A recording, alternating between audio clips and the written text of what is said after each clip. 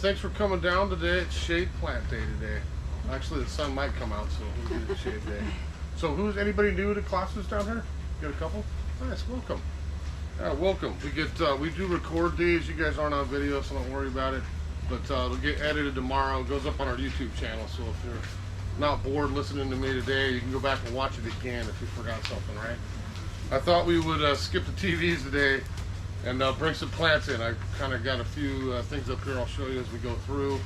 We'll talk a little bit about some different shade situations and typical landscapes to kind of start with.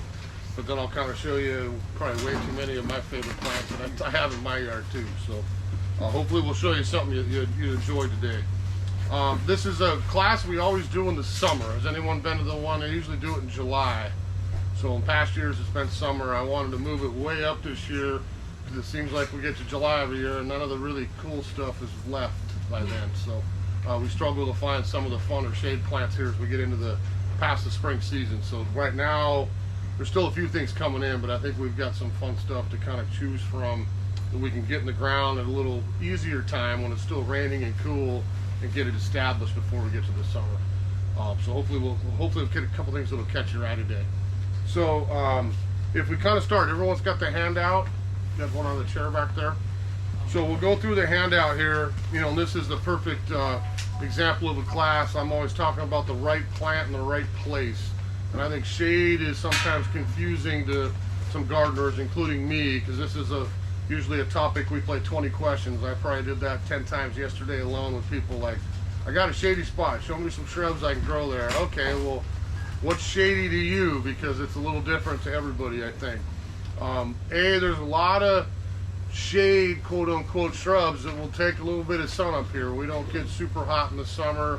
I don't care about winter sun. This is not about that. You'll be like, well, it doesn't get any sun all winter and then it gets cooked in the summer depending on where it is. Oh yeah, we need a sun plant for that, not a shade one.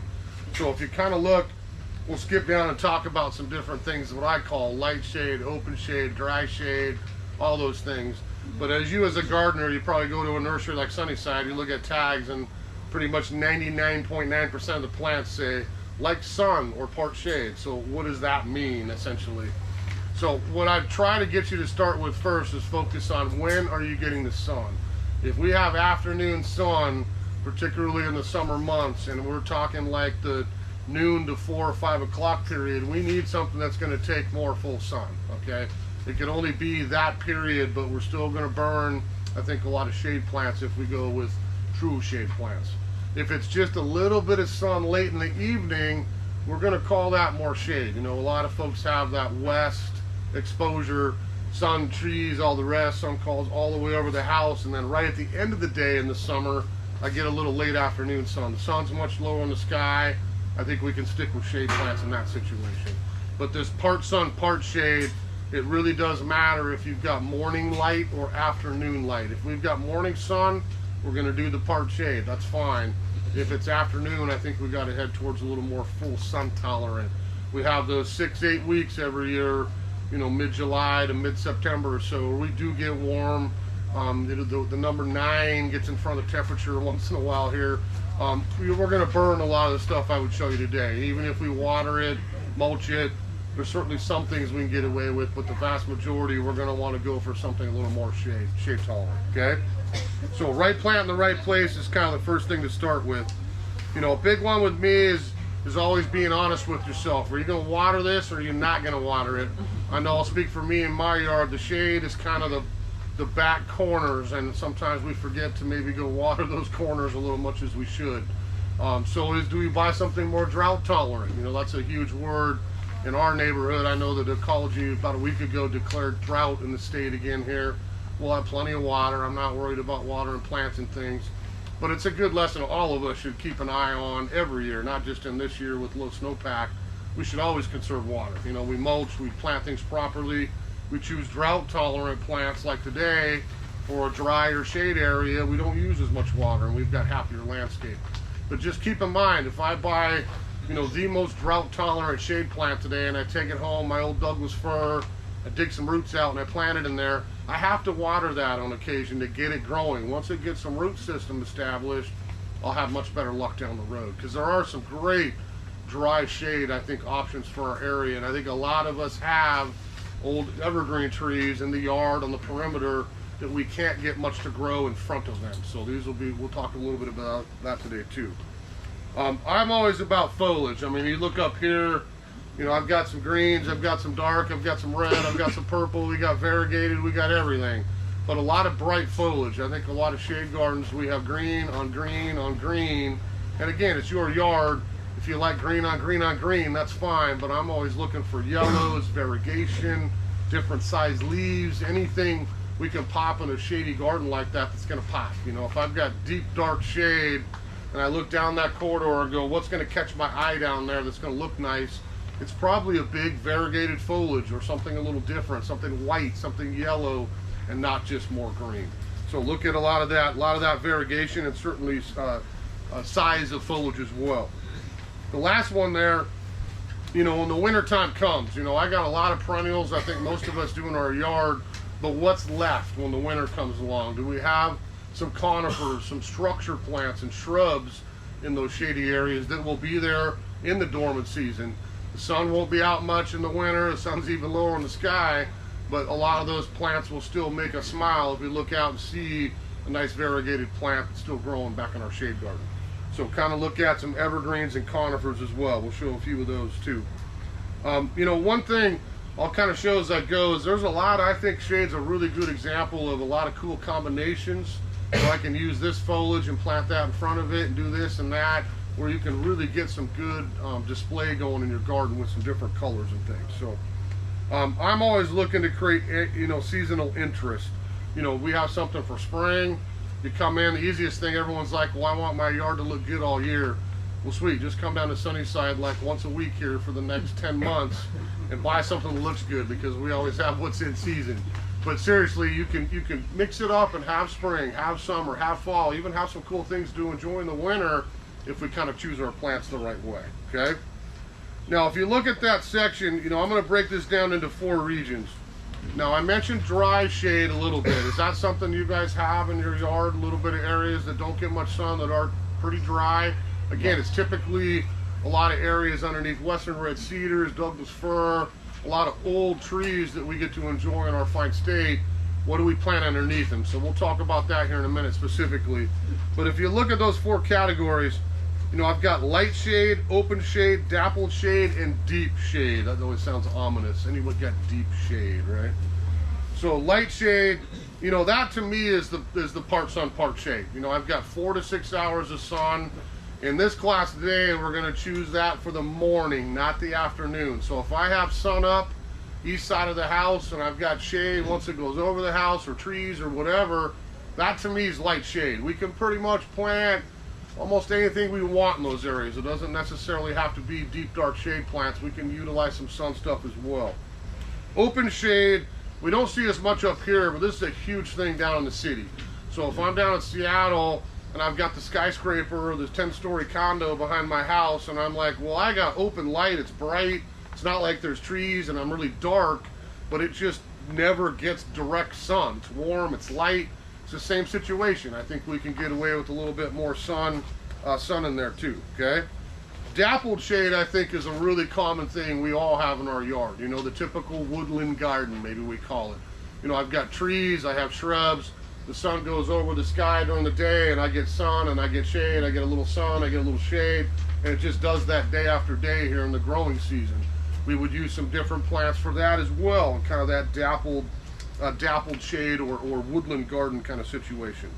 Maybe 2 to 3 hours of sun on that. Now, deep dark shade is exactly that, deep dark shade. You got the back corner, we got trees, we got a jungle, we got everything we want, and I get no direct sun back there. We're going to call that kind of 0 direct sun, and then we're going to look for some things that'll take that as well, okay? So there's quite a bit that'll grow in all 4, but what I'm hoping is I kind of show you a few plants. I'll mention those types of situations, and you might be able to grab a note like, oh, that looked cool in my yard. We got a little plant that catches your eye up here too. So if I kind of start over on the side here, I should put this in some sort of order, but we'll have fun kind of mixing through it. So the big one here is what we call camellia. Who's got camellias in their yards? We got a few. You know, to me, this is a great example of a plant I could probably grow just about anywhere in Washington. I think if you plant it out in too much sun, you might get a little bit tired when we get to the heat of the summer. But if I have any of those shade locations, 4 to 6 hours of morning sun, the woodland garden, anything but deep shade, I think we will lack flower. But if I have a little bit of light in those other three, I'm going to be fine growing a camellia. I brought one in just as an example. This is one called Winter Snowman. So this bloomed over the winter. We have plenty of spring blooming camellias as well. I like this because of the new growth. You know, it's done blooming, but what do I get to look at here in spring? I got beautiful red new foliage on it as well. So I've added that second season of interest. Now this is winter camellia. Like I said, we could have spring as well. I could pick any color I want. And camellia is very manageable as far as pruning. If we can let it grow and get big, great. You know, if that's what you're looking for. But every year I can lightly clip after bloom, and I can keep a camellia pretty tidy. I've seen some big ones around. I've seen a lot of small ones around too. But it's really going to dictate on how you want to prune it. So that certainly would be a larger evergreen, interesting plant, I think, year-round that you could use. And they don't need a lot of water. I wouldn't call camellia drought tolerant, but certainly something that we could utilize, again, in that part sun, part shade kind of garden, okay? So camellia is one for a little larger. I cheat and get some of these out from down south if they're blooming a little earlier. Most hydrangeas in the landscape are just starting to get buds on them. But I think I would be doing a disservice. We have a specific class on hydrangea I'll be teaching coming up here in a few weeks where we do all kinds of cool hydrangeas here. But the first few are starting to come in. You know, we get some bloom on some. Hydrangea is an excellent choice. And again, I don't know that I would go deep dark shade with hydrangea. I think most of the modern ones enjoy that half-day sun. I see plenty of them around. Who's got hydrangeas in full sun in their yard? There you go. Everybody raise their hand. I see plenty of them there, and they're okay as long as I water a little bit. You know, I got a water hydrangea. It's not drought tolerant. And maybe you get a little red in the summer in the heat where it gets a little sunburn, but it certainly will grow just about anywhere. But if I've got morning sun again, that 4 or 6 hours of light, shade in the hot part of the day, that's ideal for camellia growing. And there's so many good choices. You know, look at your hydrangea options. Most of the modern stuff, repeat blooming, prune it however you want to. We'll talk about that at the hydrangea class. But I would look out there at some of the foliages as well. The plant of the year this year is a new hydrangea called Eclipse. Everybody's leaving their name for that. We'll have them here in about 2 weeks finally. It's got black purple foliage and a bloom. Now if I put any of those dark leaf modern hydrangeas in deep dark shade, I'm going to lose the color. It's not going to have that purple on it like I want. So those are examples of absolutely shove that out in the yard where it's going to get a little bit more sun. We'll have great foliage. We'll still get bloom, again, as long as I water. But the selections for hydrangeas are literally endless. There is a zillion around here. We probably have way too many varieties to choose from. But I could pick any color in the rainbow. I can play with my color with pH, and certainly have a really nice blooming shrub. If we talk length of bloom, you know, nothing is going to beat a hydrangea around here for long summer. If I want flower power, you know, say 1st of June, even sometimes late May, all the way until frost, it's hydrangea. You know, that's the one plant that's going to bloom and bloom and bloom again for the entire year in the part shade garden. Okay, so we got a little hydrangea. Now I'm going to show you a couple little conifers. You know, like I mentioned earlier, having some evergreen stuff in there that's permanent, that gives you some structure, I think is going to pop in the wintertime. But if we play off of some of those plants, very nice attributes to have during the growing season as well. Now we can't grow all conifers in shade. I want to make sure we're clear on that. There's a lot of conifers that are not going to like to be in even light shade. We want to keep those in more sun. But there are quite a few that will thrive in shade, and even mostly shade, you know, when we talk in the garden. So what I'm usually tell people is try to look at a lot of yews and a lot of hemlocks. So if I take yew as an example, we've got all kinds of different yews. It's one I use in my yard, and certainly a versatile plant. You know, this is a low shrubby one with beautiful bright yellow needles. Can I grow this in sun? Yes.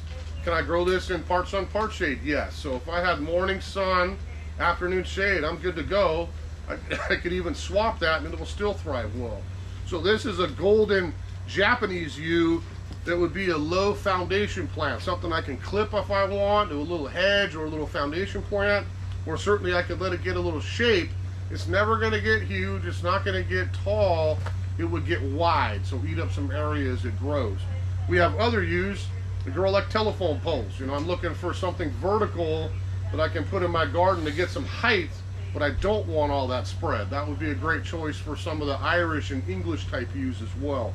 But really pretty plants. I mean, another week, I'll have to put my sunglasses on to look at that thing. It's going to be bright, bright, bright yellow. That's a sweet little plant that grows slow and is easy to grow around here. So that's a little Nana arrescens yew. And if I show you a couple hemlocks, these are some I have in my own garden. So like this is a beautiful, you don't want to see the color on that, kind of white. So this is a beautiful shrub one called Moonfrost. We can get this in a taller version too if we wanted a bigger specimen. But Moonfrost, you know, for scale, mine's about 15 years old, and I'm about chest level in my garden. I'm not a huge hedge clipper shearer guy for conifers especially. And so I've let it get its own shape. It's not a huge plant. If I see a really old one of these, it might be like 6 feet by 6 feet. But it'd be a beautiful bright colored with that white growth on it. Again, for that shade garden to kind of brighten it up a little bit. Because hemlock is always a great choice for a little bit of shade. If I wanted something with some cool texture, that's one of my personal favorites called Jervis. So that's got some fun, almost a little bonsai shape to it. That's a Canadian hemlock, dark green. But again, I haven't pruned it to look like that. That's just how it's going to grow. So maybe again, 4 feet tall, 4 feet wide. A very manageable size little conifer specimen for the garden. You'll see weeping hemlocks. I could stake it and get something kind of fun and flowing. I've got another version of Canadian, the Coles, looks like ground cover and pure shade in my garden underneath some other trees and azaleas that just makes a little green carpet as it weeps down through the rocks. So there are some good evergreens, you know, conifers that we can use in the shade too. We just got to be careful which ones we choose. You can always ask us or look for, a lot of times it's the yellows and the whites in particular. The one plant I don't have yet, we'll have in a couple weeks, if you like white, there's a really cool Japanese cedar called Naptoensis. We'll have a bunch of them here in a couple weeks. The crop is almost ready. But that's a fun plant if you know Japanese cedar, and it's pure white on the new growth. So if I have the understory, the dappled shade, the filtered shade, all that stuff, that's a really cool conifer that doesn't get super huge, that would brighten up that area too as a different option, okay? So a couple little conifers. If we talk about, let's just do some grasses here for a minute. So anybody got a few shady grasses in their yard?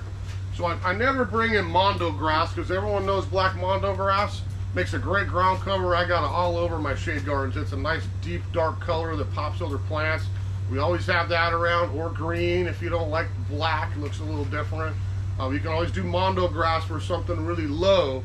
If we're going to get just a little more height, I love this particular carex. A lot of people like sedges. So this is not like our typical sedge that's evergreen and stays kind of lower and weeps a little bit. This is a different species called Bowles Golden. Now this would reach about 3-4 feet every season. It dies back in the winter and then starts over again every spring. I have a big one of these in deep dark shade in a pot in my garden. Now I'm going to grab another one for the ground now. I like this grass quite a bit. But again, bright yellow, and it's got a really cool, oh, I broke the seed on the way up here. It's got a really cool seed head this time of year. So you see these big long seed heads kind of popping out of the crown. Mine's in full bloom right now. But that will give me, again, a little bit of height, maybe do about 3 feet or so, with a cool flower and a nice seasonal type grass that would turn some color in the fall, and then I clip it back, start it over again next year kind of thing. So this is one, again, I wouldn't do deep dark shade, but any of the other 3 locations, that would be plenty suitable grass to use in as well, okay? Now in the front here, I brought up 3. Can you see the Japanese forest grass? So we have, that's all gold. We have the striped one, right? It's got a little stripe going on it. This is the new one called Lemon Zest. That's gonna have white, yellow, and green going together. That was brand new last year. So does anyone have the forest grasses? Because I think that's a great plant. I have it all over the yard everywhere. This is one that we plant one, it's gonna travel with roots and pop up. It's not crazy invasive. But if I'm trying to cover some area with a really low colorful grass, that's a great choice for shade. I see a lot of people use these on border plant, you know, in shade, all the way to deep shade again. It turns pretty color in the fall. It's not evergreen, but it's something that I think pretty useful for a lot of garden situations. I have this 5, 6 different spots now in different areas of my yard where we have more shade again. You can take a little bit of sun on those, but they'll get a little tired when we get into August. So again, the morning sun is perfect. I don't mind the 4 or 6 hours, but we want that shade in the heat of the afternoon. We'll look a little better here as we go into summer, okay? So Hackanacoa is one, you know, I don't know that I've ever planted one of them. It's always 3, 5, a little swath. Let them naturalize. It'll almost look like ground cover, and I get a really cool plant. I think that's one of the nicer and more popular plants around here for our shade gardeners for sure, okay? So a little bit of grass. Now if we talk, let's just do a few shrubs here, and we'll get into some of the perennials. So I know it sounds kind of boring sometimes, but everyone knows what that is, right? A little boxwood. You know, boxwood's everywhere, right? We can grow boxwood in sun, we can grow it in shade, we can grow it anywhere. I've used quite a bit of boxwood where I didn't think it would get enough sun, and it's done very, very well. So if I'm looking for something manageable that I can prune, I just want green, some foundation structure that I can prune and keep tidy, hedge it. I have a hedge of this in total deep dark shade underneath the maple. It's a perfect little box hedge to my garage door. I have other ones inside and outside of my gates where I wanted something high kind of next to the gate that I could put plants around that's always green and always looks nice. Boxwood's a great choice for that. We get a lot of cool different boxwoods in, and I just try to always bring that one up because yes, it's a common plant and some people like boxwood and other boxwood, but they serve a purpose. It's a really easy shrub to grow in really all garden locations around our neck of the woods. The other one like that's Japanese holly. So does anyone have Japanese holly in their yard? So not English holly, it's not berries everywhere, it's not that, it's not pokey, it's not prickly, but Japanese holly a lot of times looks like boxwood. And I think a lot of gardeners who maybe, I don't want this much boxwood, give me something different, we would utilize something like Japanese holly. A little smaller leaf, super dark green. I can prune it again, I can let it go natural. There's some excellent varieties of Japanese holly out there to choose from as well, if you want a little extra evergreen. You'll see in the front here, you know, this is Nandina. Does anyone grow a Nandina? So that's always the opposite of our discussion today. All the rest of the Nandinas we carry, I want to do the opposite. Full, hot, baking, drought, sun. That's where they belong in the yard, not in the shade. This is the one variety we get in that's going to like a little bit more shade. If I had that morning sun, afternoon shade location, or late blast of sun, this is a great choice. This is one called Twilight. And you can see if I look at the foliage, I've got whites, I've got pinks, I've got greens, some really nice foliage color, non-typical to the other Nandinas you tend to see. A lot of reds, a lot of coppery oranges, a lot of bright colors. This is going to be more pastel and is going to like a little bit more shade. Really easy plant to grow, not too big, maybe 3 feet by 3 feet. And if you know Nandina, they're very drought tolerant. So that would again be a really good choice if I was doing some dry shade. That might be a nice little shrub option for you to choose, okay? In the corner here, I'll bring both of them up because these are both, actually all 3 of these, because these are all great little shade specimen plants. So does anyone have Fuchsia, you know, or Japanese Aurelia? So that was a plant, I'll be honest, 10 years ago, it's like, it's not my thing. I just don't like the big leaves. Now I have 2 of them in my yard because they are pretty cool. Fuchsias have really gone from, again, we can buy deep dark green traditional Fuchsia. There's nothing wrong with that. That's an excellent choice for a larger plant, for dry shade and deep shade. If I have no sun at all, I'm underneath something and I don't get a lot of light, the Fuchsia is a great choice for you. You're going to have a nice specimen that doesn't need much sun at all. Plus we don't have to water them much. So we can go dark green, or we can get some fun ones with flower. We just got these in. Again, that's got some sweet leaves on it. This is one called Camouflage. So I've got that splash foliage, pretty slow growing. You know, this is one here. If I let any of those Fuchsias grow, I might get as big as me, maybe a little bit taller, but they're so easy to knock down and prune them back, let them grow up again, and here we go. This is one I've pruned a few times in my own yard. So we can do dark green, camouflage, or we have a white one out there too called spiderweb. It's really cool with white splashed on dark green. So all three of those make great deep shade specimens. You could walk down the house here on the property and see all three of those growing in the garden where we get no light, and that gets very minimal water over there. We hardly remember to water that garden at all, and those Fuchsias always look great year round. So Fuchsia for, again, dark shade, dry shade as well, or a Cuba. I refuse to call this Japanese laurel, which is what I think some people are now calling this. We call it a Cuba. So this is a plant, it is Japanese laurel from Japan, but great leaf color. You know, again, I can get green if I want, but if I want to introduce, you know, gold splash or gold variegation, there's some excellent choices of a Cuba out there. This is another big shrub. You know, if I let a Cuba grow, I'll be 6-8 feet tall, 6-8 feet wide. I can prune it very easily, but this is another useful one for that dark, deep shade area, or spots that I don't want to water much. That's a great choice for kind of that back corner. Get a big specimen going, then you can garden off the front of it with some fun plants as well. So Cuba, that's certainly one to consider. There's some really fun plants out there, and I can choose how much yellow I want, or again, if you don't like yellow, there's some great green type of Cubas as well. How much of a factor is are pine needles getting in on shaded areas where you get a heavy amount of pine needles? Pine needles are fine. I mean, pine needles make great mulch, honestly, and will turn into compost with age. They take a little bit longer, but I don't have a problem with the pine needles at all. Isn't an issue. The vast majority of everything I got up here today loves acidic soil anyway, which is what we have. So the pine's not going to matter. Little fir needles dropping, the cedar, the same thing. That will turn into some good mulch, yeah, down the road. So Cuba for a larger one might be one to consider a little bit. What else did I bring up here for shrubs? I brought way too many plants up here. So here's this is an example of Japanese holly, like we talked about boxwood. So this is one I have in my garden, and again, not super big, maybe 3 foot tall in 15 years. Got a nice spread. I love the yellow. They call this one drops of gold. It's like somebody took a little paint drop and dropped it over the green. So bright foliage, if you don't like yellow, again, we can do green, same thing. But a very cool foliage plant. I'm not buying this for flower, I'm not buying it for anything else, I'm buying it for structure. You know, something that's there year round, that's easy maintenance. It's gonna be a nice filler shrub, again, that I can put some things around it that I wanna put around it. So that's drops of gold as an example of a little Japanese holly. You'll see Daphne. So who's got Daphnes? Who's killed Daphnes? I'll raise my hand. So the issue with Daphne up here is drainage. You know, we can't do Daphne in clay. It loves part shade, part sun again. It doesn't mind a little dry, is a lot of times better than wet. But the issue is winter rain. If we've got clay, water collection, you're gonna struggle with some Daphne.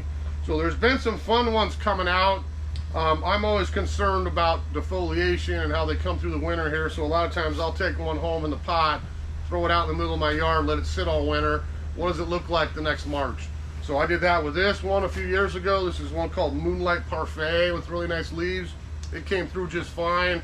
And the new one coming out is Banana Split. It's a lot more yellow on the leaves. It was a really nice Daphne.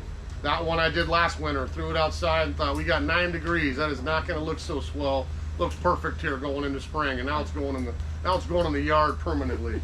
So Daphnes are fun. Again, I don't know that I would do deep dark shade, but that morning sun, the filtered light, the woodland garden, all those are great locations for Daphne. They don't need to have a lot of direct sunlight, but I've got sweet variegated leaves, and if you know the Daphnes, I'm gonna have the fragrant flowers. These just finished blooming. This would be like a February, March, April kind of bloom time, so we get some nice color on the different Daphnes, okay? On the last corner over here, I won't bring them up, but I always bring up Rhodi azalea. We had rhododendron azalea class yesterday. We had our big festival yesterday with the Rhododendron Society. We still got some great plants out there to choose from. But don't forget about our Northwest staples. I mean, azaleas and rhodis, that is their life. Part sun, part shade, woodland garden, filtered light, all the above. Deep dark shade, we're not going to get as much flower. Be careful with that. That's when you're going to get your leggy rhododendron that you come down and complain to me about 5 years later why it doesn't bloom and why it's so open in shape. So we pick the right ones, we can have a nice rhododendron azalea in a good shady garden. White is a great choice. You know, white's a bright color for shade. Whether it's azalea or rhodie, that's a typical color that would enjoy a little bit more shade as well in the yard. So like that's a little Hino white dwarf in full bloom, that little azalea. We have other ones. And I brought in this rhododendron in particular. I'll bring it over here and show you. Yesterday we played scratch and sniff. Who wants to pass a leaf around? I gotta borrow one, sorry buddy. I'm gonna pass a leaf around. Everybody gotta touch that. So if I touch the bottom of this, you're gonna be shocked. It feels like velvet. Isn't that cool? So this is a type of rhododendron we call Yakusha manum, straight from Japan. We call them yak rhododendrons. So if I've got that shadier spot, these will not do well in full sun at all. But if I have that half day sun, half day shade, and I want a cool rhododendron, I think some of the yaks are very fun for this class. If I look at the bottom, look at that color. It's like cinnamon color, and if you're feeling it, it feels like velvet. I think we figured out over the years with that coating on the foliage, very insect resistant. Most of the issues we get on rhododendron start at the bottom of the leaf. It can't do that with that injumentum on there. It's called injumentum, and it's kind of a little protective coat. If I see the leaves come out, a lot of times people say, what's wrong with your rhodie? It's got powdery mildew, right? It's coming out with that gray color. It could be cinnamon, it could be different. When this opens up, the leaf will look exactly like this. It rubs off the top, but it turns cinnamon and holds onto the bottom. So there's a lot of cool yak type rhododendrons out there. This big one, this is a bigger one called teddy bear. It might get 4 or 5 feet tall, but the vast majority of yaks we would use in our shade garden are gonna be much lower, like 2 or 3 feet tall, and bloom really nice with whites and pinks. So take a look out there if you want a cool rhodie. There's other ones as well, but I think yak is a good example for our class here today. Now the last shrub I think I brought was Sarcococca. If you can spell Sarcococca, you get extra credit. No, I'm just kidding. So that's a tough one with about 4 C's, 5 O's, and 8 A's, right? No, not that many, but that's, we call this sweet box. Doesn't that sound more fun? I got a sweet box today instead of Sarcococca. What's wrong with you, right? So Sarcococca is a really easy shrub to grow. I've got these all over in my garden. I think this checks a lot of boxes for people that are looking for something. They don't have to water, first of all. Very good plant underneath trees and dry, dark shade. I put this underneath eaves at my house, 4-foot eaves on an old 50s house. I don't want to leave bare dirt. What can I grow underneath there that will fill it up, look nice, but who's going to remember to go out and water underneath their eaves all winter? Not me, because I forget all the time. So I've got options for Sarcococca from low, like we call this humulus or sweet box. This is never going to get even up to knee level. This is going to be a low evergreen kind of spreading little shrublet, we'll call it, right? If I want to get a little bit taller, maybe 3 or 4 feet, we would buy Sarcococca confusa. Just a little bit more height to it if we want a little larger shrub.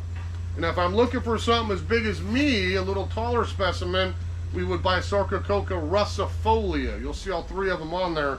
But that's one that would give me a shrub, big shrub. So again, deep shade, dry shade, some of those tough areas, I think that's a really useful little evergreen shrub. Super hardy, really easy to grow. And the bonus is fragrance.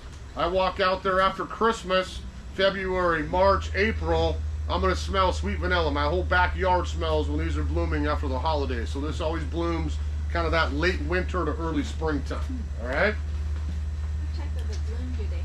So the funny part is that you'll probably walk out if you forget you have one and go, what is in, I smell it, but what is blooming? I don't even see a flower. Because that's a really tiny little white flower. It's along the stem. So it's not like you'll walk out and go, wow, look at that bloom. It's walking out and go, I smell the flower. You won't see the flower quite as much. But they always bloom real heavy. We have some of those in our yard, and it took a beating last year in the cold weather. Well, it wouldn't be the cold necessarily. Something else might be going on too. Bring me a little piece. It might be getting too wet. They don't do wet again if it's a little dry. But sometimes we might get a little foliage damage.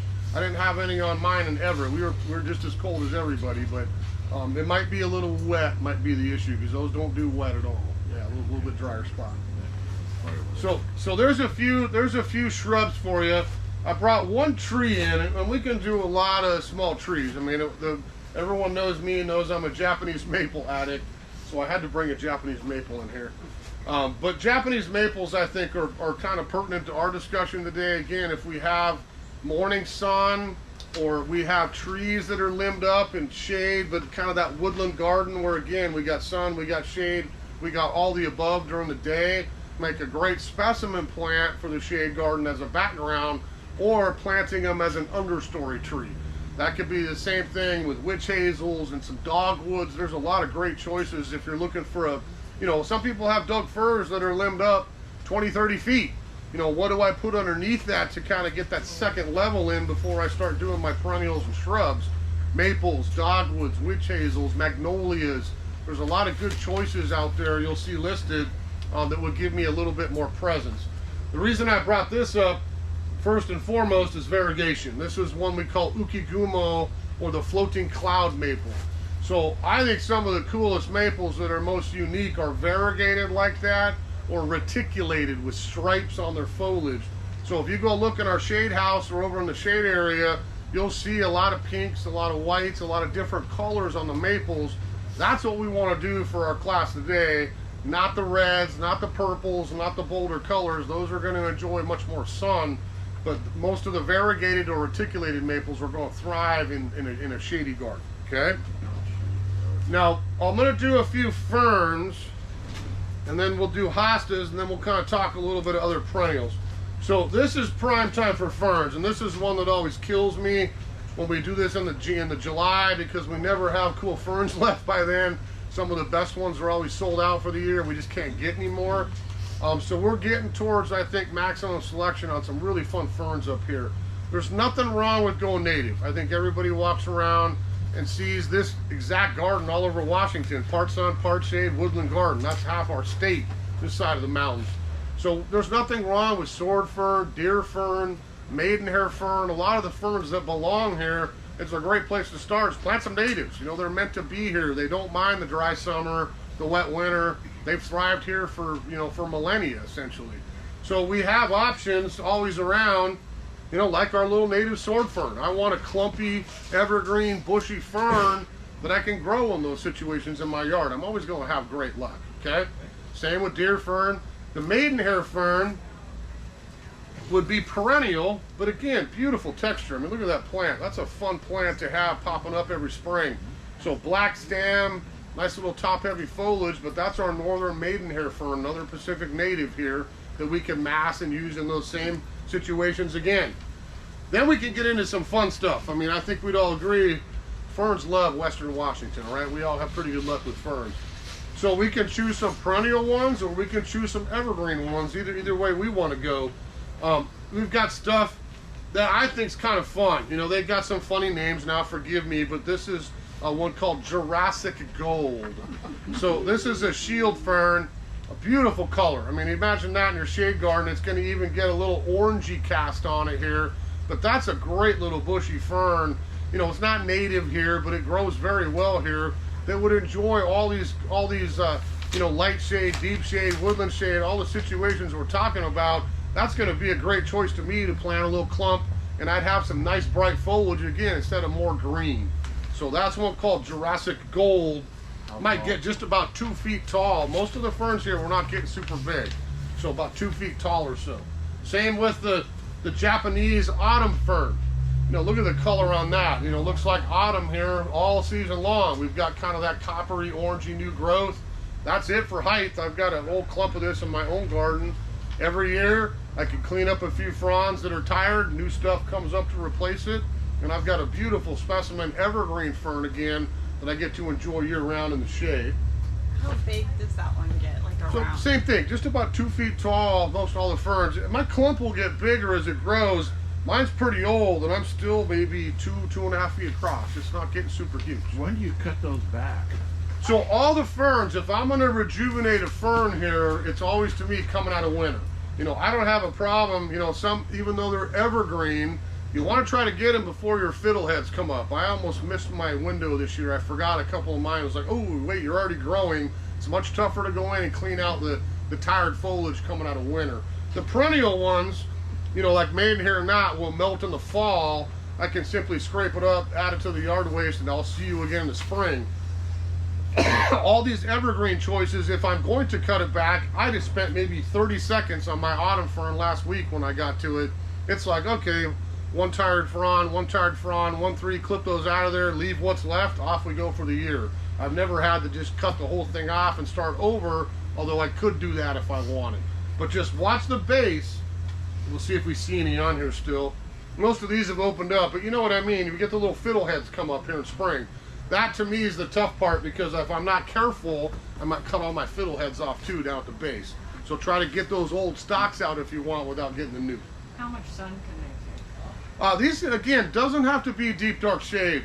This is one at my house, gets about half day sun. It's not afternoon again, but I get a pretty good chunk of the morning. And I've got other ones like that that don't get any sun and thrive just as well too. Fern's pretty versatile. I've seen sword fern in hot baking sun. Who's got sword fern in all day sun? Well, there you go. I mean, that's one we could grow pretty much anywhere, but it would thrive in shade as well. Yeah. So a couple more. The last one here is where we get kind of interesting, more man-made. Where did I just put him? Oh, I hit him back here. So there's a whole series now called the Jurassic series. Okay, we went dinosaur here with plants. So this is pterodactyl. Okay, we have, what else do I got there? I've got Stegosaurus out there. We have T-Rex out there. I'm missing a couple. Velociraptor. We have a Velociraptor fern.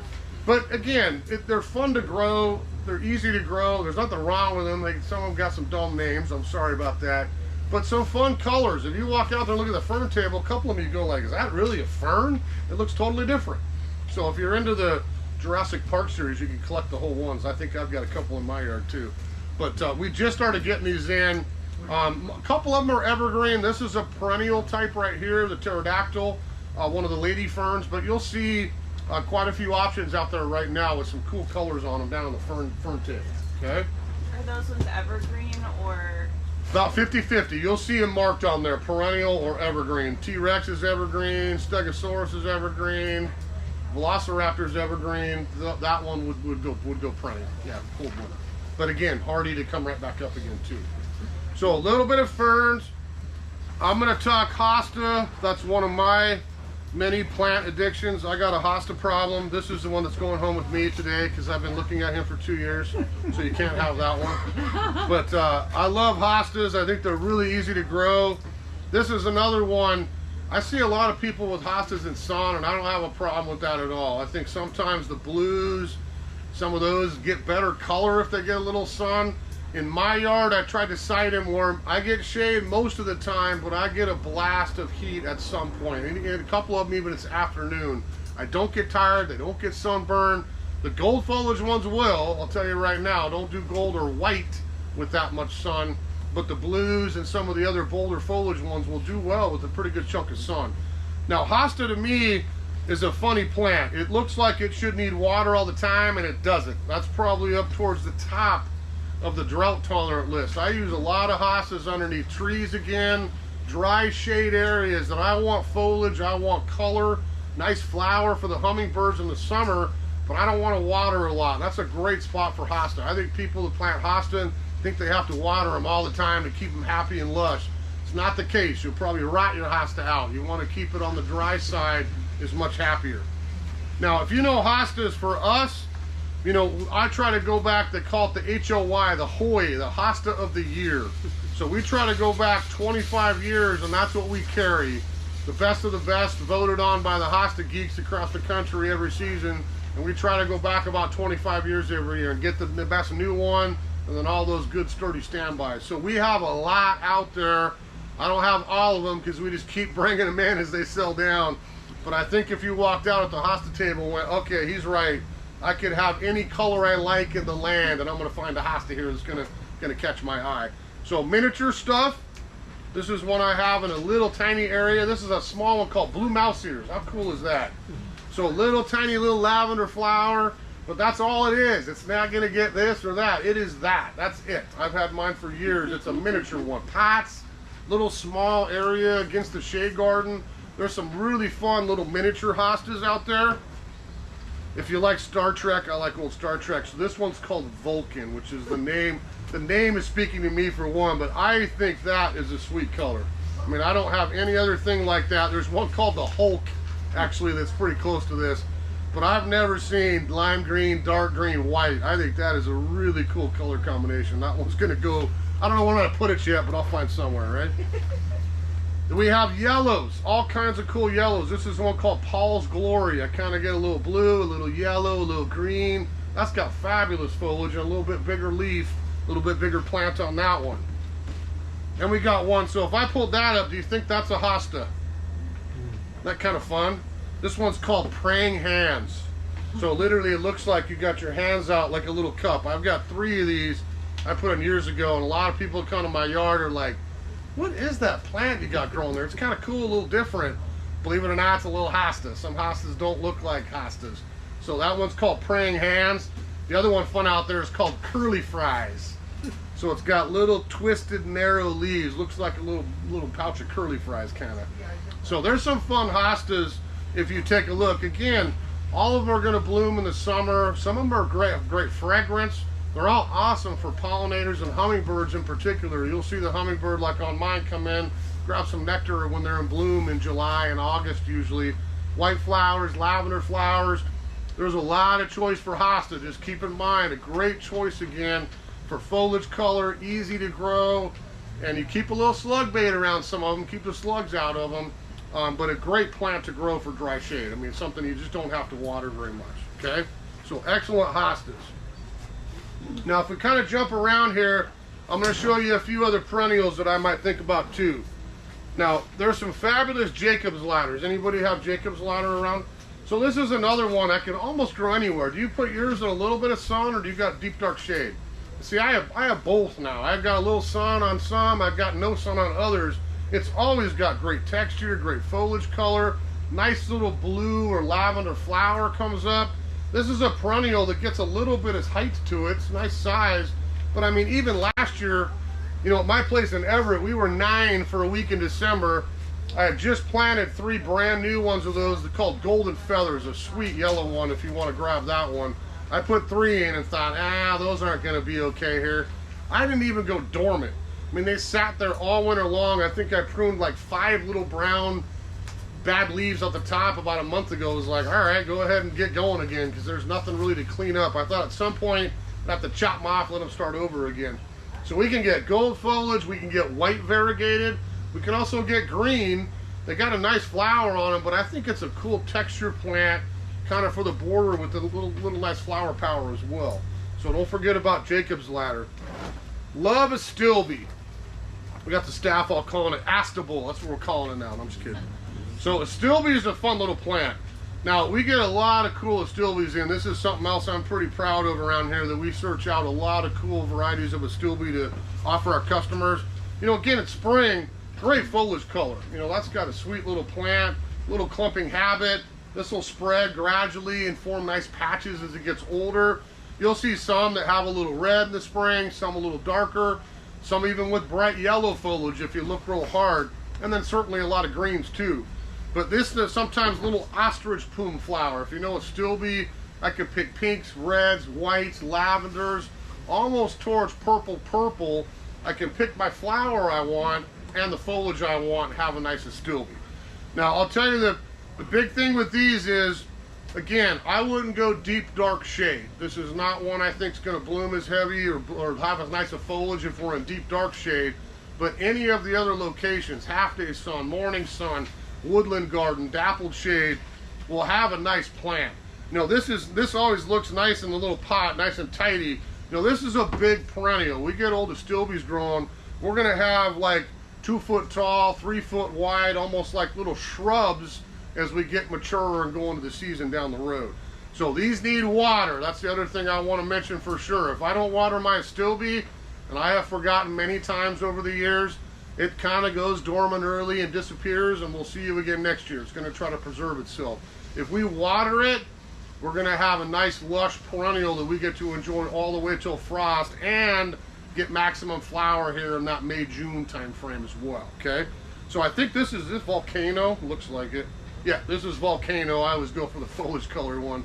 So this is one called Volcano, but we have old school still be down there. We got some new school still be down there.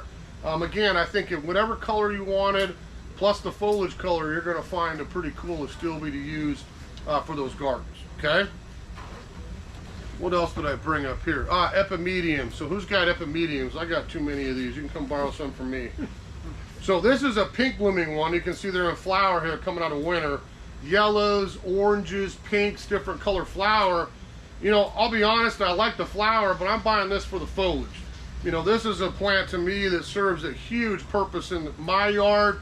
I don't want to water. Sweet, buy some epimediums. If I got deep dark shade, dry shade, no water, under trees, that is one of the easiest plants to get a few of.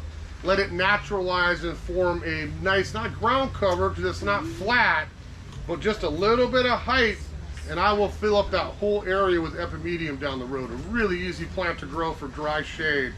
I'd like another one. We can't get as much of those later in summer, fall. We always have really good selection here over winter to spring. That would be one I'd highly recommend investigating if you're looking for a good filler plant that you just don't have to water again. When I set my yard up 20 years ago, looked in the back corners inside the fence, like, okay, I don't want to weed back here. I want it to look nice, get full. I'm not a huge ground cover guy. I didn't want something going too crazy. What can I plant back there that would naturalize, fill up the area that I don't have a lot of maintenance with? Epimedium is all over my backyard. I got clumps all over behind things. Might not even see it as much in the summer, but when things die down in the winter, I've got something evergreen that looks pretty nice over the winter that I can simply walk out in February, cut all the leaves off if I want to, and let it start over again. I got a brand new plant again for 2024. How much sun is that? I would not go afternoon sun with epimedium for sure, but I don't have a problem with the morning sun or the deep shade or the woodland garden or the dappled. All those will work great for epimedium. Yeah, too much afternoon sun, they'll get a little tired when we get into the summer months, okay? Another one I love, the foliage and the flower. This is Brunnera. So anybody got Brunnera or the bug gloss? That's a fun perennial. Big silver leaves. You get an old clump of this, you'll have big foliage on that. It's always got that cool little blue forget-me-not kind of flower on it. But this is another one, you know, plant 3. You know, let it fill out a little mass area. You'll have a really nice plant.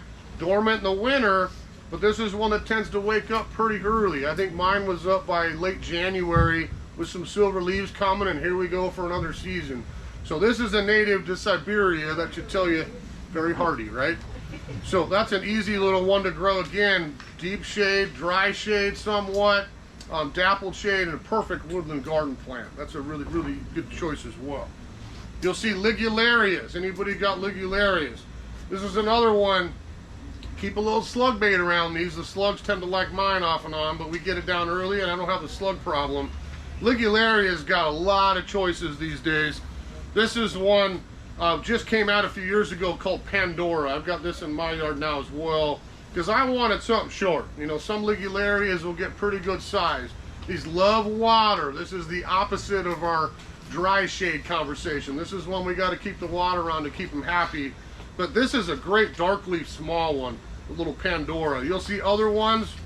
I've got other ones in my yard with leaves that large. Big round foliage, fun to grow. These are all gonna get a little flower stalk, not yellow, not orange, but kind of that color that's halfway in between. It's a really cool color flower. These would all get flower stalks here in early summer and actually bloom as well. How tall is the plant? This one probably won't even reach a foot. Little clump, less than a foot. My flower comes up a little taller than that. There's other ones I would get 3 foot of height with, so we just got to pick our right variety. What's the name of that one? This one's called Pandora. I think that's the best one. I got 3 of those now, right on the edge. Again, shade garden that gets no light. Sun's all the way out till about 3-4 o'clock in the summer. Now I get my sun across the bottom when it's a little in the sky. That keeps my leaves dark. If I put that in absolute shade, it'll grow fine, but I won't have that dark foliage, which is part of the reason I chose that one. So it needs the sun to keep it dark. Little bit of sun, not all day, but again, a little bit of sun will really help you out. We've got bleeding hearts. Everyone's got a bleeding heart, right? So when I chose my bleeding hearts, you know, there's nothing wrong with our native bleeding heart. There's nothing wrong with green foliage ones, but that's what I went for. I've got 2, 3 of these now in different areas kind of behind in the shade garden. I can have some sun on this, doesn't need to be in deep dark shade, but I wanted the foliage. When it's not blooming, it's got great texture, it's got good color, and that's a pretty good sized plant. My golden one will reach about 3 feet in the summer. Looks like 3 feet by 3 feet. The flowers are done, but I still have an attractive foliage plant to enjoy in my own shade garden. So again, a little bit of sun's fine, but we go gold foliage, pink flower, green foliage, red flower. You've seen some of the different bleeding hearts down there.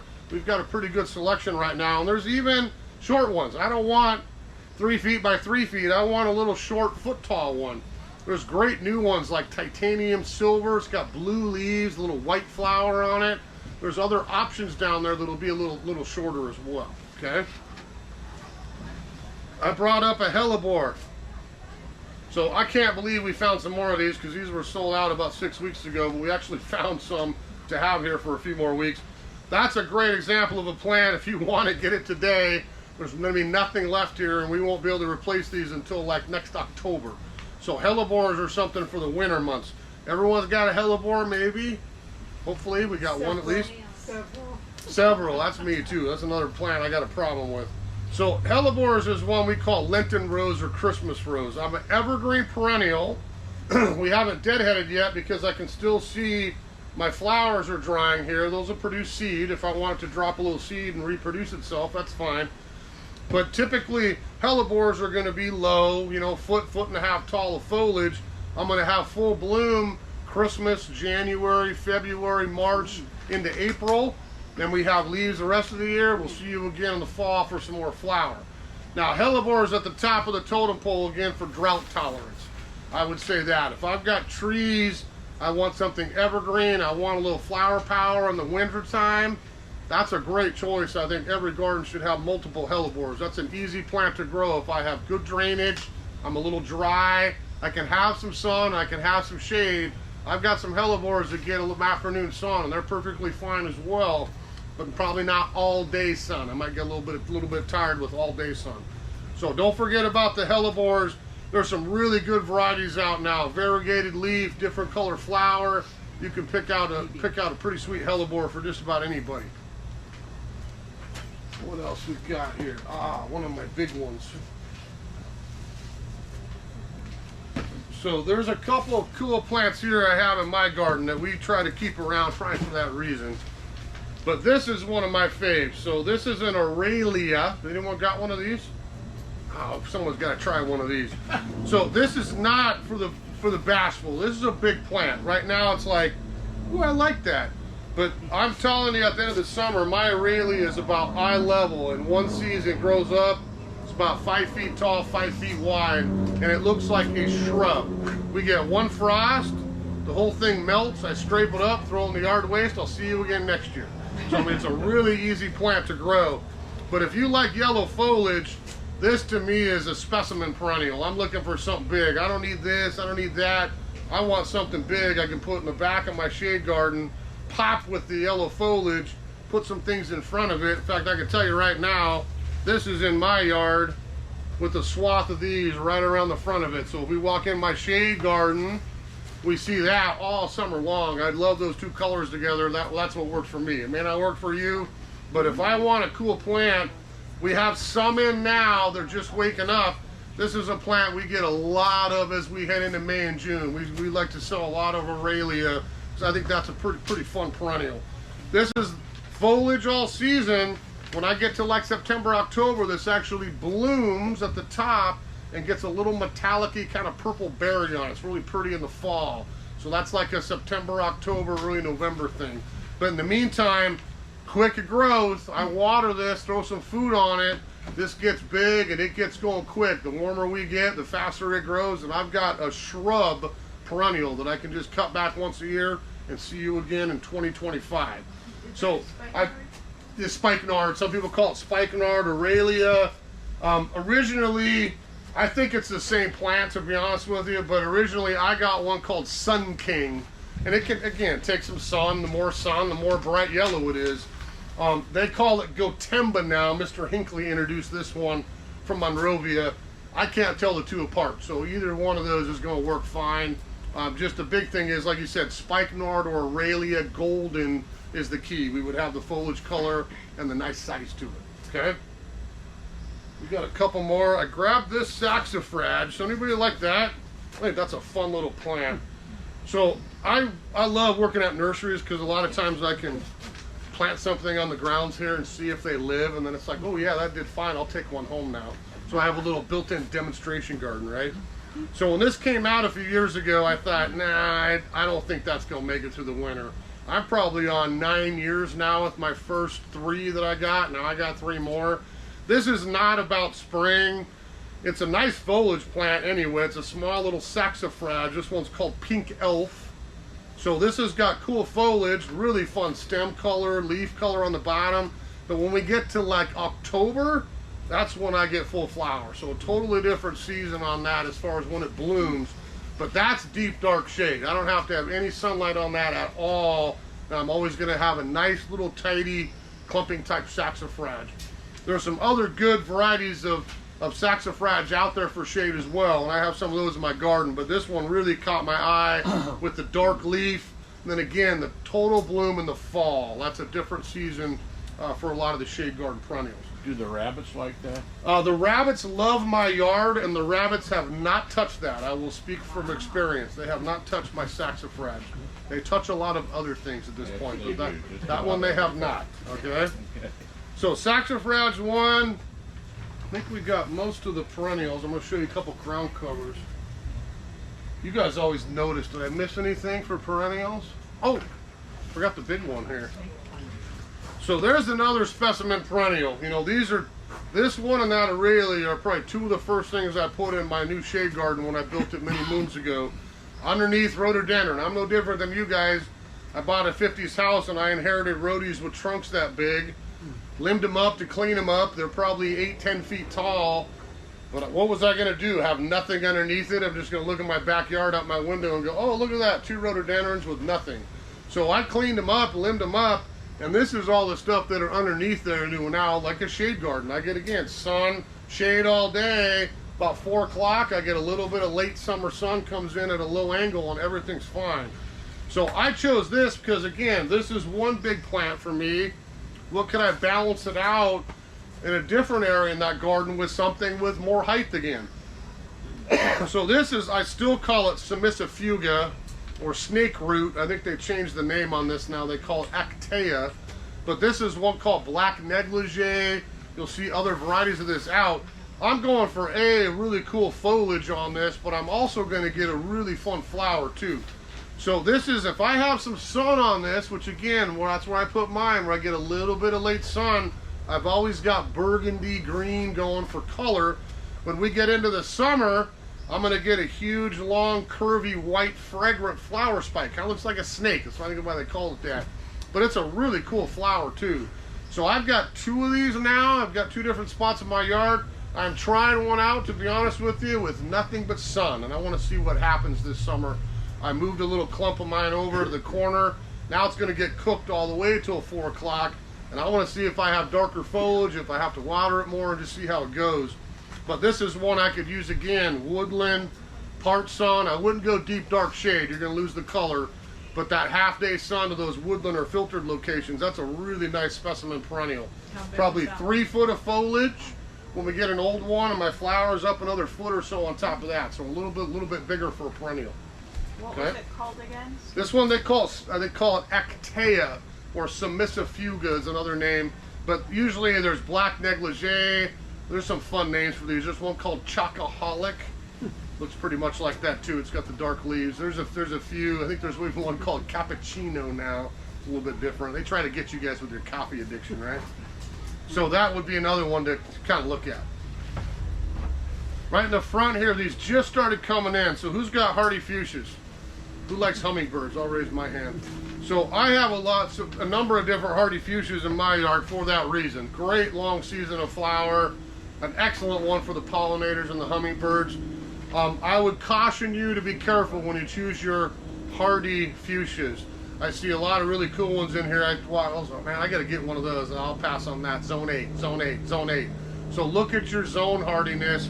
There's a lot of excellent hardy fuchsias you would never have to worry about losing around here. If we start messing with that Zone 8, we get a cold winter, it's probably not going to come back that next spring. So Zone 7, you're fine. Zone 6, you're fine. And there's lots of options for both of those too. Now, if you know fuchsia, I can pick my sepal color, my corolla color, and I can pick anything I want. I want red on pink. I want white on purple. I want lavender on this. You can do anything you want. Check your heights. Some bigger flower, some smaller flower. But I don't have to water these an incredible amount. I've even got one in a container in my shade garden just because I wanted something permanent and didn't want to plant annuals every year in there. But I want the color. You know, that's the reason I want hardy fuchsia, is I want better flower power as we go through the entire summer all the way till frost. I will have bloom on those. So let's see what I brought in here. I brought one in, Gaudriel. Let's hope it's a Zone 7. Oh, see, don't buy that one. That's a Zone 8. No. So we're just, the point is with hardy fuchsia, this is another one, we got to get warm. So I might have 3 of them out there right now. If you were down here the second week of June, there's probably 30 different hardy fuchsias in stock at Sunnyside. So we carry a lot of cool hardy fuchsias. Look at your colors, look at your hardiness, and you can find a really good one for you. There's some hardy fuchsias, if I don't cut the wood back, I got a plant as big as me. You know, really easy to grow large. There's other ones, I could have a little miniature thing in a container. So, I mean, we've got a big array of hardy fuchsia choices. So you said zoning, I thought we were zoning. We're gonna start the zone discussion today. You know, I've talked about this at a lot of classes. I would totally disagree with the internet, because I think anyone who goes online is gonna go, what's your zip code? Oh, you're in Zone 8B. I had some lady yesterday's class that the internet told her because where she lived by the water, she was Zone 9. So that would be like Los Angeles to San Francisco. She could have citrus, she could have bougainvillea, she could have all this stuff. It was like, no, you can't have any of that in your yard up here. You're gonna lose it all. So if you want, I'll speak for me. In Everett, at my house, I'm right in the middle of Everett. I don't have a fancy neighborhood, the rest of it. I am like 0 for 50 on Zone 8 at my house. It might last a year, dead the next winter. Last year, everything I had that was even close to Zone 8, dead as a doornail with the cold. So Zone 8 is 25, 30 degrees hardy level, okay? Zone 7, we get down to the teens. Zone 6, we get down to single digits. So 7, I don't hardly ever lose Zone 7. But Zone 6, you'd be totally safe. I would not get in the habit of buying Zone 8 plants. That would, again, be San Francisco. We hardly have we get a little frost once in a while, but we have no prolonged cold. And I think everyone would agree, it's been, I don't know how many years in a row, 1 week in the teens or single digits, all that stuff is done. So mulch it. There's things we can do to protect it and help. If I'm growing Zone 8, I'll speak for me, goes in a container, can enjoy it, and then it goes into the garage for a couple nights, or I throw it in the, this. I don't have a greenhouse, someday I probably will, but I'll protect it and not leave it out. Yeah. So don't trust the internet sometimes. How's that? There's today's lesson. In fact, I was laughing because probably my favorite grower in the whole world is Monrovia. We do a lot of business with them. I have for 30 plus years. They grow fabulous plants, but that website kills me. I must email them every other week. Dude, will you please change the zip codes on there? And it's not them, it's not that, it's the USDA. I hate to say it. I'm not sure when they rezoned their map. I looked at it and was like, are you kidding me? They moved us up another zone, and I'm like, it just got colder this winter than it did last winter in Western Washington. Why are we now 8B and not 7B is what it used to be?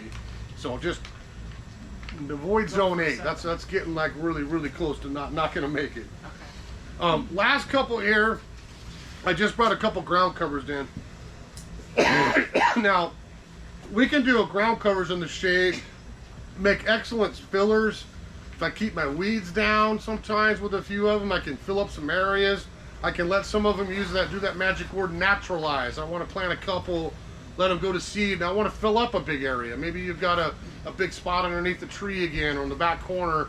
I got my shrubs in, I just want to cover the ground and not have to weed, let some things naturalize a little bit. There's some great choices for all that. So if I take a plant like sweet woodruff, anybody done sweet woodruff? So look at that cute little baby. He's in a small little pot and he'll be that way forever. No, no, no, no. If I plant woodruff, I'm gonna have woodruff here and there, and it's gonna keep going until it fills up that whole area in the shade. So it's not for everybody, But if you like the natural look or want to naturalize something, that's an excellent choice. Let it go to seed, give you free plants. You'll have nothing but woodruff and that's ground cover in that area, I promise you. I refuse to bring in sweet violet. Who's got one of those? Yeah, that's a plant they should probably, anyway, I don't want to offend you if you like yours. So that's another one. If I plant like sweet violets, you got one and then you got about 10,000 of them here in about 2 years. So they just keep going and going and going until you take a spade to it and tell it not to go, and then it'll come again. How's that? Yeah. So woodruff, sweet violet. I probably like a little tamer ground cover when I'm choosing for my own garden. So I use a lot of this. I love this plant. This is a native up here. They call bunchberry. So if you look at that flower, what's that reminds you of? That's a dogwood. So this is Cornus canadensis, a little ground cover type of dogwood. Same family as our trees and shrubs and the rest of them. But this is perennial. So I would grow all season, get my cute white flowers. It turns beautiful red color in the fall. Goes dormant. I'll see you again next year. Now in my own yard, it's popping up all over the place underneath one of my shade gardens with the rhodies and the huckleberries and everything else. So that's a fun little ground cover, especially if you want to go native. That is an absolute Western Washington, Pacific Northwest native as well. Do the bunnies eat that? The bunnies do not eat my dogwood either, and that one has been on my list for rabbit resistant for a while. And not just that, but shrub, and they don't mess with well, they're not going to get up to the trees either, but dogwood's usually pretty good choice, yeah, for rabbit resistance. The other two I brought in is another one. We'll put this next to the sweet woodruff and call those the gifts that keep on giving. Right? So this is Convallaria. Does anyone know lily of the valley? So this actually grows from a little pip, a little type of bulb. Buy the plant. There's nothing wrong with it. I always tell people you should come down in bulb season and just buy a bag of the bulbs and save yourself a bunch of money, because you can plant the bulbs and they grow just as well. But this is another one. If I plant a few, I'm going to have a few more and a few more and a few more, and before you know it, I got a nice patch of lily of the valley going. So again, not for everybody, but if I'm trying to eat up some space and naturalize somewhere in the shade, both those excellent choices for ground cover. The other one, I always chuckle because I have this now in my yard too, but I always had a rule when I started doing this 30 years ago. If it has weed in the common name, I'm not touching it. There's a reason somebody called it bugleweed or carpet weed or whatever it was. Like, no, I'm not going to touch that. It's going to grow everywhere, and it really doesn't. So this is bugleweed or carpet weed. They call this a juga. So there's some really fun, I think, colors of this now. They get nice flowers. They're perennial, easy, hardy. They do deep dark shade. We can do part shade. We can do all these things we talked about today. I thought this was a really cool new. This is on the new plants too. So this is part of this bird series now. We have ones like the cordial canary. I think this is the parrot. This is the parrot paradise. With that cool yellow foliage. But I got copper, orange, yellow, purple, pink, blue. You can get all kinds of cool variegation on different ajugas you'll see out there on the ground cover table. And again, if I put a few of those in and let that naturalize into a nice little ground cover that does bloom, that's the benefit with the ajuga. I'm going to get a really nice flower as well. Yes? If you have a courtyard, do you have to worry about that popping up under pavers? It will probably find its way with roots. Not crazy like some. Those, yes. That one not quite as bad. It's not crazy that way. Is it like the edge of a border and you got the walkway next to it kind of thing? It's a really small little garden spot right at the front of the front porch. And then there's a courtyard in front. Okay. Well, and you could always, sometimes with me, when I got kind of the same situation off my patio, I put in a really deep edge board. What I did when I did my walkway, because I was just like, okay, I want this defined, got mulch here, whatever, and I just don't have much popping through it. It's easy to pull if it does a little bit, but I wouldn't think you'd be too bad with it popping up. There's other stuff, she mentioned a walkway. Common things with that are, what can I step on and not damage? These are not ones like that we would take foot traffic. We would have other stuff down there that, yes, you could. If I just, you just want it. You're like me. I like my defined line. You stay here, I want you here. That's me too. So I would try, if you want, even sometimes I don't know where to get it around here locally anymore, but bamboo barrier doesn't have to be for bamboo. And I use a lot of it in my yard where it's like my neighbor don't bring your crap into my side here, it's coming through the soil. Or that area, if I dug that in, I could put that on the edge and I'd never have anything growing through with the roots either. You would walk away and done with it. Yeah. Yes? But that dark bronze color that you're that seems to get mildew or something in the shade. Well, it's probably bronze beauty. There's a couple, again, it's not, you know, I don't think a jug is super mildew prone, but the problem is probably going to be earth circulation and what else is around it. If it's real crowded, you might get a little bit of it. I mean, we can't do anything about the rain in the spring, but it's not something we fight. I see a little bit of, we have plants everywhere. If we have a typical issue, I'm going to see it out there year after year. I don't see it as much on our tables. There's a couple that are maybe a little worse than others. This whole series is touted for better mildew resistance, was part of the reason it was introduced. Foliage color, maybe a little better foliage as well to try. Yeah. Yes? So we have a camellia and it gets nice buds on it and then the buds fall off. It Freeze. never flowers. Okay.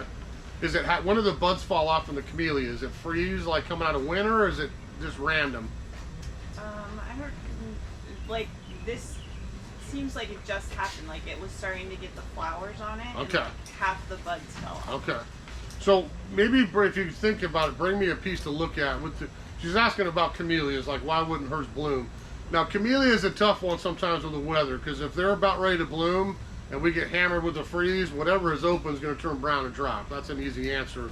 If you've got buds on there that are just falling off when they even open, you might have a little bit of bud blight, which is something we can spray for sure, you know, to keep that under control, because it happens with other plants too. But it sounds like maybe one of those two. I know mine, I've got a big old Japanese pink one I inherited in my backyard. It was in full bloom early. We had that frost here about 2 weeks ago. About half the flowers turned brown, dropped. I cleaned it up and I've got more opening now still, but I'm still gonna get all the flowers that way. Yeah. So we can do some questions, but let me just mention, so hopefully you got a little bit of some fun plants you can think about for the shade. If you want to do any shopping today, this is a hard one for me to control the discount on, because you can see I have shrubs, I have camellias, I have hydrangeas, I got everything. So if you tell her you're at the class, you're probably going to get 20% off most of the plants you buy today. Just say, it was in the shade class. All right, just do it. So, I mean, I put perennials, ground cover, maples, hydrangea, evergreen shrubs. It's all in there on the discount. So if you're going to grab anything you got today through Friday, just tell them you're at the class and you got 20% off as well. That guy down there's neglected. Oh, I forgot. So, well, again, I knew I'd forget him because he's in front. Remember at the beginning, we were talking about conifers, and I brought up that yew, where I've got yellow or green, different forms of spreading yew. That's an example of my English or Irish. So the opposite, I don't want this. I use them a lot in my yard because it's like, I want height. I don't want everything small. You want a focal point and then play off of it. That's a plant that I can grow like a big fat cigar. You know, just a dark green column. I can put it in sun, I can put it in shade. There's yellow tipped ones, those too. But we tend to sell a lot of Irish or English yews for the height and the simplicity. I can put my clipper on that and do whatever I want to it. I can let it grow. I'll probably end up with a 10, 12 foot narrow conifer specimen. I could top it, I could shear it, I can do whatever I want to it and keep it much smaller as well. Okay? Yes? Is that a little willow, the variegated Oh, yeah. leaf? So you picked out two things I didn't show you already. So I brought this in because I think this is a cool plant for spring. So this is what they call Japanese willow or dappled willow. So whether it's flamingo or the old Hakuro Nishiki, that variety of willow is always going to be green, beautiful white variegation, and bright pink new leaves. That's not about flower, it's not about anything, it's about the foliage. So I like the foliage color of that to do. Now I could grow that just about anywhere, but it does do very well, again, that woodland garden, part shade, part sun. I wouldn't go deep dark shade, you'll lose a little bit of the color back there. Deciduous? But deciduous for sure. Probably the one benefit with willow, we've talked a lot about dry. I got dry shade, I got tree roots, I got this, I got that. I can't get water in it. That would be the opposite. I have an area in the shade or part shade in the corner that maybe is a little bit more wet. That's a suitable place for the willow. It's going to soak up some water and thrive with a little less than optimum drainage. How's that? Okay. Oh, you could shear that to whatever you want, but if I let that go and just do its al natural thing, You'll probably have a shrub taller than me and wider than that. I mean, that's a pretty big shrub down the road. Most people, that's one I wouldn't be bashful with the hedge clippers. Let it come out pink, shear it back coming out of winter. You can keep that much, much smaller in the garden just by a little shearing. That's not one we have to be too careful with the pruning on. Yep. All right, yes? How much shade can David I keep? You know, that's a great question. So does everyone know if I burn them David eye? Because this is something I talk about with our staff every single year. It's never ended.